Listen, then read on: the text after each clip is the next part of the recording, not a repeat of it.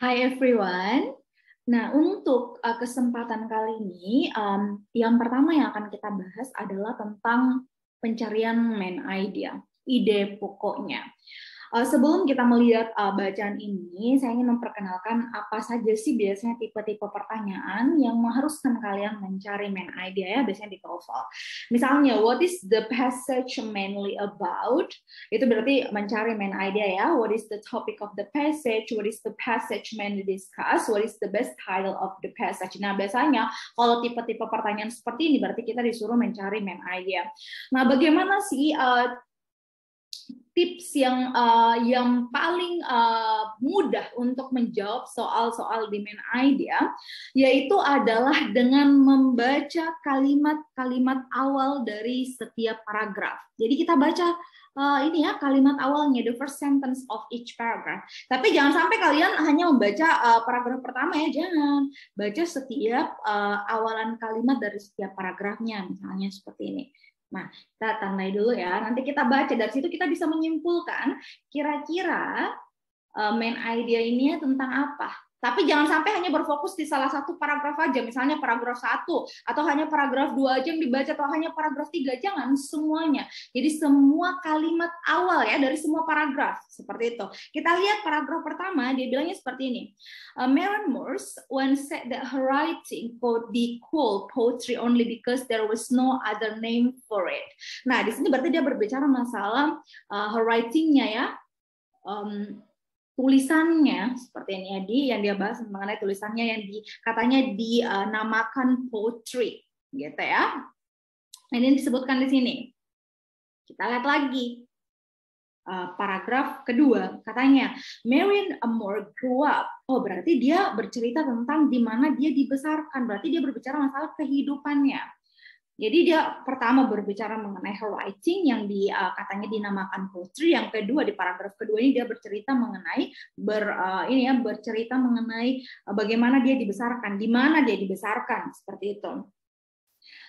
Dan selanjutnya di paragraf ketiga ya, kembali dia membahas mengenai her first book of poems. Berarti berbicara lagi mengenai tulisannya ya, tentang puisinya poems. Katanya pertama kali dipublish in London in 1921 by a group of friends associated with the Images movement.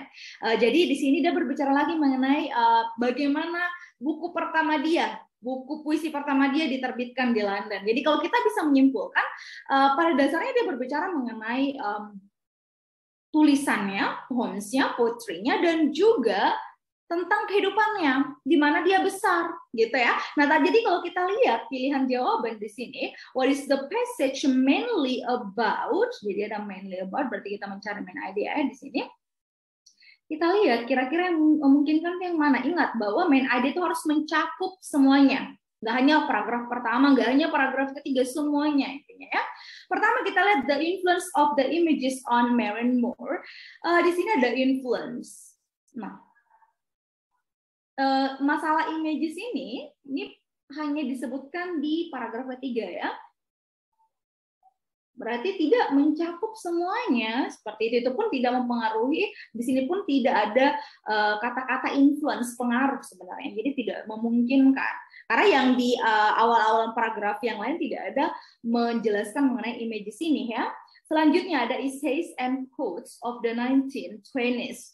Ini juga disebutkan aja di sini masalah poems in 1921. Jadi tidak mencakup semuanya karena di sini paragraf kedua dia berbicara mengenai paragraf kedua ini menjelaskan mengenai bagaimana dia tumbuh, di mana dia besar seperti itu ya. Selanjutnya the use of quotations in poetry ini juga tidak dijelaskan ya. So kita lihat Delta Maren Morse life and work. Nah ini yang paling memungkinkan jadi jawaban di sini adalah Delta karena di paragraf kedua berbicara mengenai kehidupannya ya, di mana dia besar dan juga berbicara mengenai work-nya, yaitu writing-nya di sini ya. Jadi paragraf pertama dan ketiga berbicara mengenai poetry-nya ya and poems-nya seperti itu. Oke, so the answer ya untuk soal ini adalah Delta.